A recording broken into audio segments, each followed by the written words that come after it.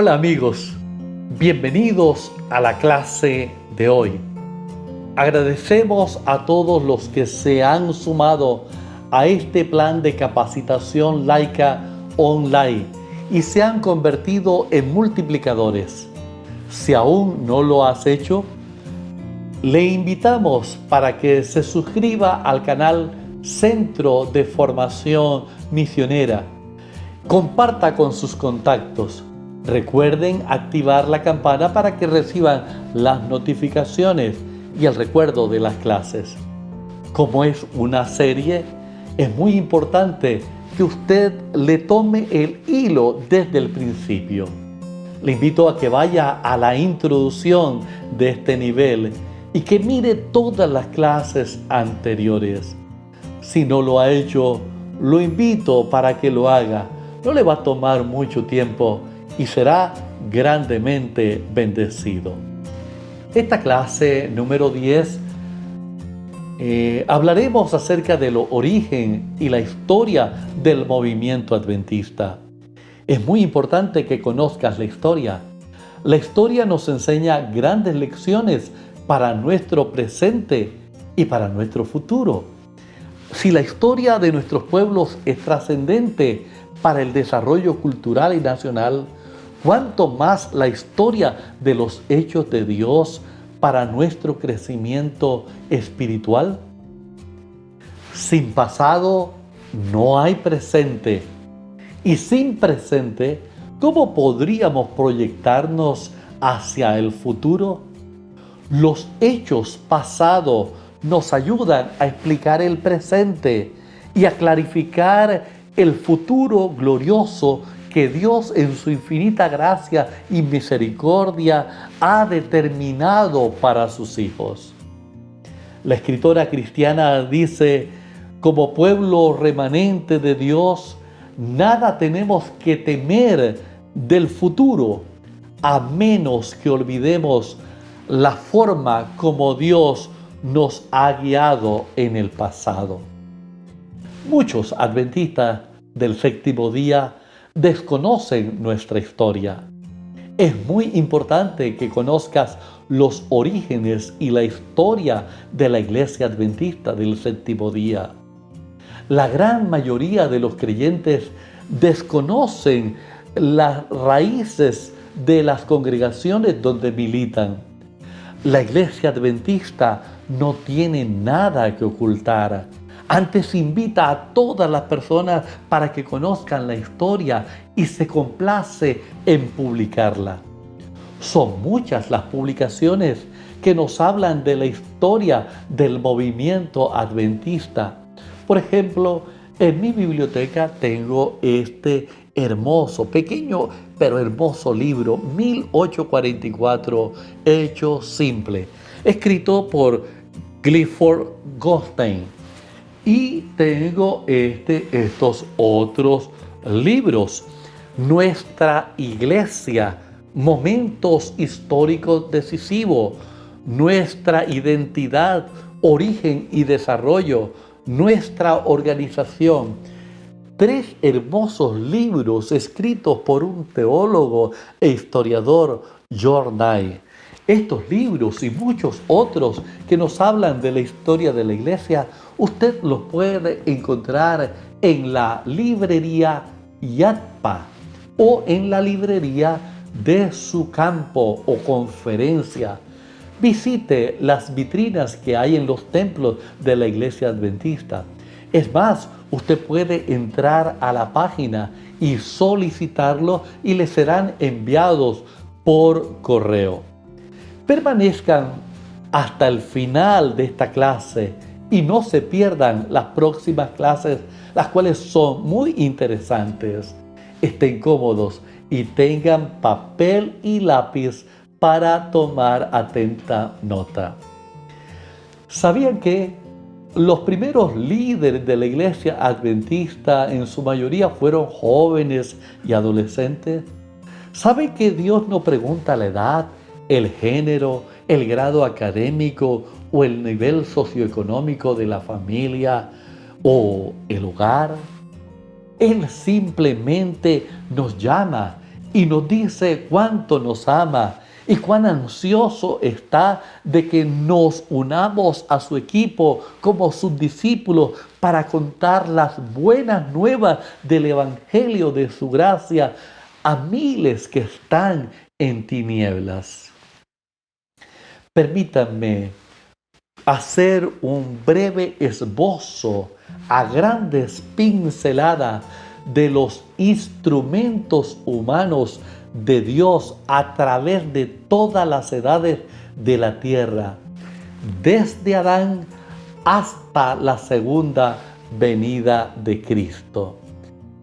Primero, familias, personas, desde Adán hasta el siglo XV antes de Cristo.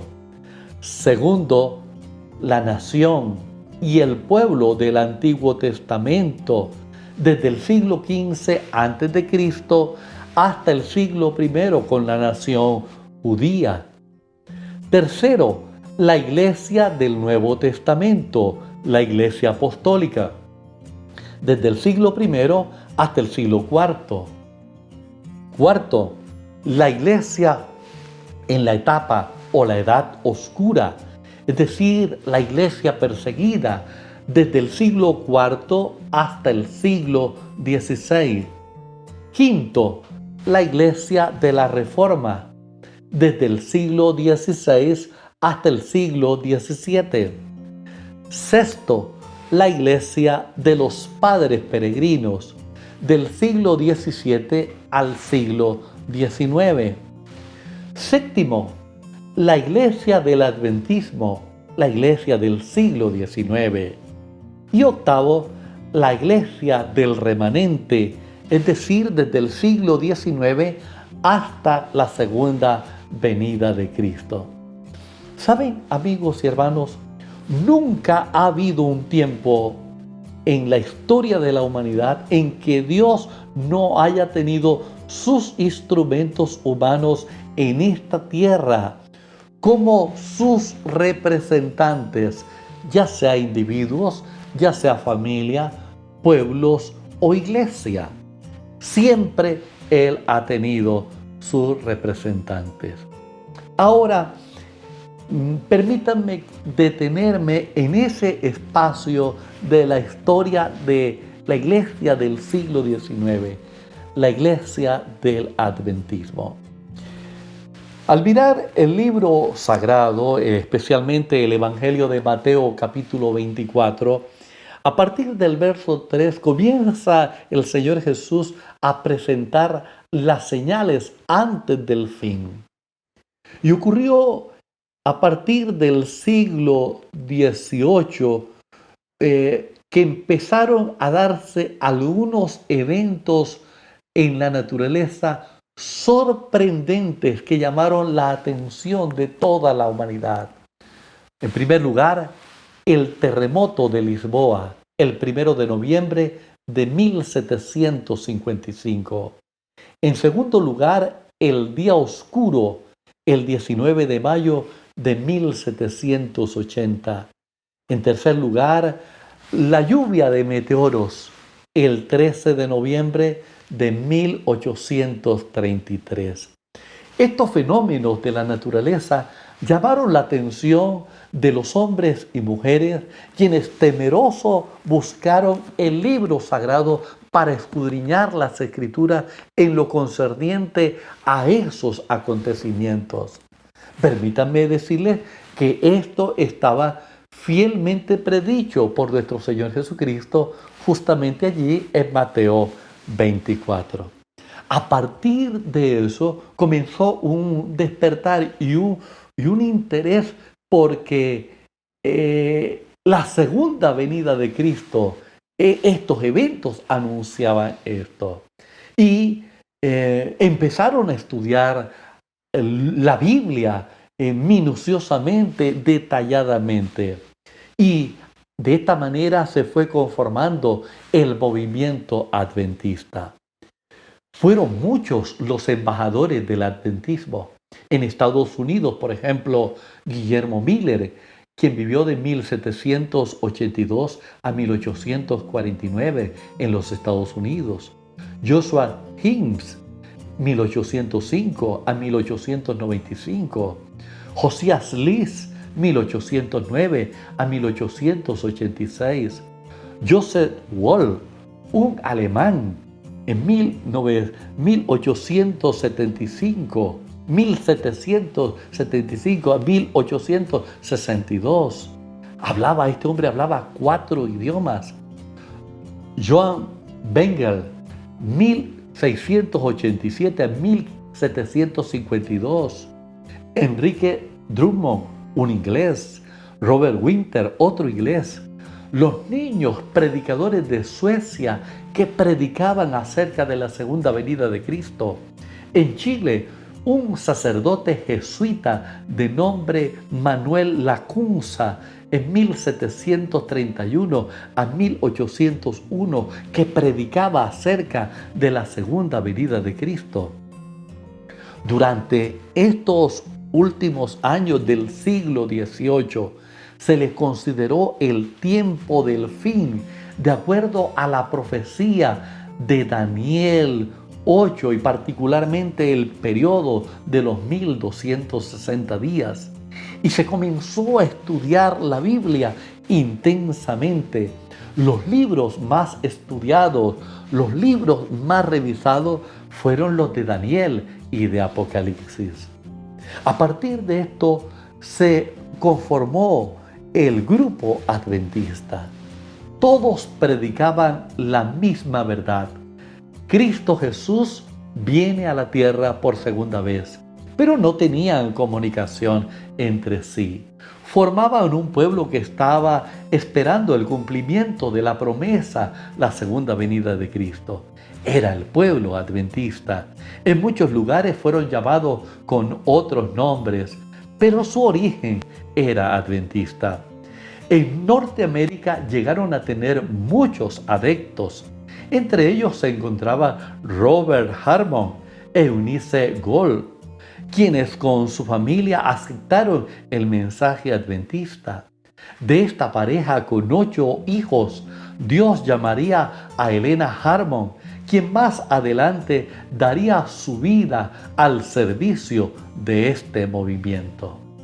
En los Estados Unidos, Guillermo Miller, como resultado del estudio de la profecía de Daniel 8:14, empezó a fijar varias fechas para el regreso de Jesús.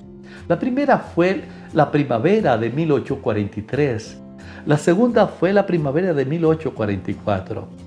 Estas fechas eran sacadas según iban comprendiendo y aplicando la gran profecía que aparece allí en el libro de Daniel de los 2300 tardes y mañanas.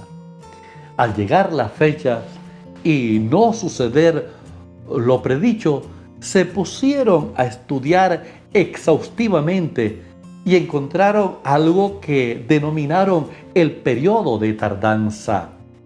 En el Congreso de Eichlew, el hermano Samuel S. Snow, luego de un estudio a fondo de las Escrituras, presentó un tema que tituló El clamor de medianoche y explicó que el regreso de Jesús ocurriría exactamente el 22 de octubre de 1844. Durante todo el verano de 1844, los laicos anunciaron el mensaje del segundo advenimiento de Cristo. Invitaron a todos los pueblos a salir de Babilonia. A medida que se acercaba el 22 de octubre de 1844, aumentó la tensión entre los adventistas. Cerca de 50,000 personas en los Estados Unidos se unieron al movimiento adventista. Entre los creyentes habían varias clases de personas. Muchos abandonaron los campos y sus trabajos, sus negocios, sus cosechas. Se reunieron en sus villas y en sus hogares para esperar la venida del Rey de Reyes y Señor de Señores. En las ciudades, los maestros, los jueces y la gente que hacía vida en el gobierno renunciaron a sus puestos. La historia cuenta que un sastre cerró su negocio y puso en la puerta de su negocio un letrero que decía: en honor al Rey de Reyes, que aparecerá el 22 de octubre de 1844. Hasta el 19 de octubre, las prensas a vapor trabajaron día y noche, imprimiendo periódicos y literatura que anunciaba que Jesús regresaría el 22 de octubre de 1844. Jamás en toda la historia se había visto algo igual. Esto llegó a compararse con el movimiento del Pentecostés. Y bien, el 22 de octubre de 1844 llegó y los adventistas tuvieron lo que se conoce como el Gran Chasco. Ese día, desde el amanecer hasta la medianoche, aguardaron mirando fijamente al cielo a que Jesús apareciera, pero Jesús no apareció. Permítame decirles que estos creyentes lloraron amarga e intensamente mientras ofrecían sus oraciones. Desconsolados se preguntaban si habrían fallado las Escrituras. La Iglesia Adventista del Séptimo Día no existía aún. Muchos abandonaron el movimiento. Otros siguieron fijando nuevas fechas durante varios años. Otro grupo que creía en el estado inconsciente de los muertos y seguía guardando el domingo como día de reposo, tomó el nombre de cristianos, de adventistas cristianos. Pero otro pequeño grupo formó el núcleo de lo que sería la iglesia remanente. De ese remanente surgió la iglesia adventista del Séptimo Día en la historia como tal a partir de 1863, 19 años después del Gran Chasco.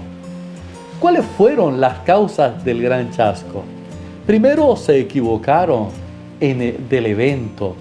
Segundo, no entendieron plenamente el acontecimiento, la doctrina del santuario celestial, que llegó a ser la creencia básica y distintiva de los adventistas del séptimo día. La historia dice que el día 23 de octubre, Hiram Edson, un hombre sencillo, un hombre piadoso, que estaba en ese pequeño grupo, que se había reunido con un grupo de creyentes en una de las casas de los hermanos, dijo lo siguiente: hay un Dios en el cielo. Él se nos ha revelado en bendiciones, en perdón, en redención, y Él no nos fallará. Pronto, en algún momento, este misterio será resuelto. Ese mismo día relata la historia que después del desayuno, Hiram Edson decidió salir a visitar a otros creyentes en otra villa cercana. Y para evitar la burla de la gente, no tomó el camino principal, sino que decidió hacer una travesía por un sembrado de maíz. Y mientras hacía esta travesía, Dios le mostró en visión a Hiram Edson el santuario en el cielo y a Jesús como el sumo sacerdote pasando del lugar santo al lugar santísimo. Desde aquel mismo momento, la doctrina del juicio investigador comenzó a gestarse en la mente de esos primeros creyentes y a ser plenamente comprendida por esos fieles. Esto había dado el comienzo del mensaje del tercer ángel. El estudio del santuario fue la clave que develó el misterio del gran chasco y la doctrina central del mensaje del tercer ángel, que señala especialmente la ley de Dios y las consecuencias de su transgresión, y que resalta la verdad del sábado, que es el centro de los 10 mandamientos. La iglesia de Washington, un pueblo en el estado de New Hampshire, fue la primera iglesia adventista del séptimo día. El primer pastor adventista en aceptar la verdad del sábado fue Federico Weller, y el instrumento que Dios utilizó para difundir esta verdad del día sábado como día de reposo fue una dama, una mujer de nombre Raquel Oakes, ferviente creyente del sábado bíblico. Veamos ahora un poco acerca de los primeros grandes avances de la iglesia remanente. De finales de 1844 a 1848, este ferviente grupo de adventistas guardadores del sábado descubrieron grandes verdades bíblicas y desarrollaron doctrinas pilares del movimiento y el mensaje de los tres ángeles. De 1848 a 1863 se realizaron grandes avances de su desarrollo organizativo. En octubre de 1860 se adoptó el nombre de Adventista del Séptimo Día, y el 21 de mayo de 1863 se estableció oficialmente la Asociación General de los Adventistas del Séptimo Día, con 3.500 miembros, 125 congregaciones, 8 asociaciones o conferencias y 30 pastores. Entre los años de 1863 a 1888, la Iglesia Adventista realizó un desarrollo institucional y del estilo de vida sin precedente.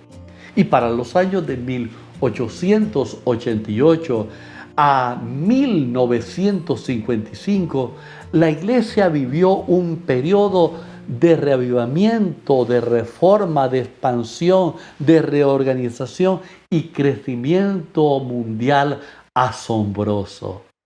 Hombres y mujeres, jóvenes y niños consagraban plenamente sus vidas y dedicaban sus talentos para predicar el mensaje del tercer ángel, no solo en los Estados Unidos de Norteamérica, sino en todas las Américas, en Europa, en Asia, en África y hasta los rincones más lejanos de la tierra. Desde ese entonces hasta la fecha, el desarrollo de la iglesia ha sido asombroso. Indudablemente la mano de Dios ha estado guiando a su pueblo. Permítanme compartir con ustedes unos datos estadísticos tomados de la página oficial de la Iglesia Adventista del Séptimo Día a diciembre del 2018. ¿Cómo era la iglesia a diciembre de 2018? Son los datos más actuales que pude conseguir. Países donde hay representación adventista, 213 países, de un total de 235 países que reconoce la Organización de las Naciones Unidas. Total de miembros, 21.414.779. Iglesias organizadas, 88.718. Grupos organizados, que son congregaciones más pequeñas, 72.843. Pastores y ministros predicando, pastoreando, cuidando a la iglesia, 27.958. Empleados en las distintas instituciones de la iglesia, 321.410 personas empleadas. Idiomas a través de los cuales idiomas utilizados para la predicación del Evangelio, 368 idiomas. Estaciones de televisión, 1109, predicando en 279 idiomas. Divisiones. La iglesia expandida en todo el mundo está dividida en grandes sectores que se denominan divisiones. Hay un total de 14 divisiones con un estado especial, el Estado de Israel, que es atendido directamente por la Conferencia General. Esas divisiones contienen uniones, que son territorios más pequeños dentro de las divisiones. Hay un total en el mundo de 137 uniones. A su vez, esas uniones están constituidas por asociaciones que son terrenos o áreas más pequeñas aún. Hay un total de 698 asociaciones o conferencias.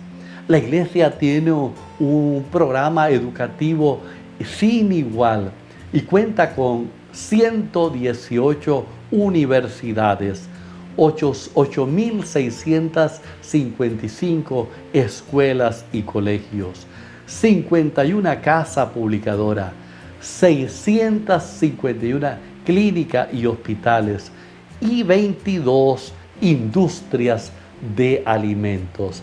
Indudablemente, desde ese pequeño comienzo, ese grupo incipiente que quedó después del chasco, a la fecha, la mano de Dios, la mano poderosa de Dios ha estado guiando a su pueblo remanente.